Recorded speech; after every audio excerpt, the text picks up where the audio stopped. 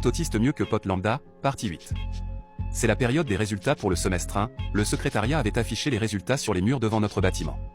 Pour éviter que les gens arrachent les feuilles, l'administration avait mis une petite barrière devant avec un micro-espace. J'étais arrivé plus tôt pour pouvoir prendre connaissance de mes résultats, lorsque j'ai entendu un cliquetis de trottinette se faire de plus en plus fort au fur et à mesure que les secondes passaient. Bordel, Timothée est arrivé comme un malade devant les affiches avec sa trottinette. Plus personne ne voyait le mur, les gens s'énervaient un petit peu mais lui regardaient dans le vide. Moi je lui faisais des signes pour lui dire de se bouger, mais il ne comprenait pas, il me hurlait dessus. Qu'est-ce que tu dis? Bref, du coup j'ai abandonné. Et là, mon nouveau fou rire arriva.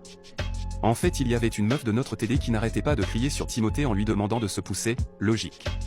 Ce dernier a alors regardé le tableau, s'est retourné vers la meuf et lui a dit: T'as pas besoin de voir, tu ne l'as pas. Tout ça dans son calme légendaire. Forcément la meuf a direct pleuré et elle s'est barrée, et lui il en rajoutait une couche.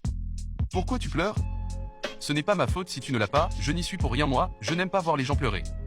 Toujours plus putain. Finalement il n'a pas eu non plus son S1 à cause de l'UE du professeur Tournesol. Bref, après ça il est venu me voir en me demandant des explications sur la réaction de la meuf et sur le complot présumé de monsieur Tournesol vis-à-vis de lui.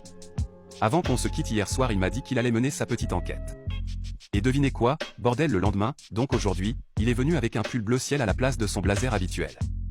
Du coup ce matin je lui demande ce qu'il se passe, et toute la journée il m'a répondu par: Chut.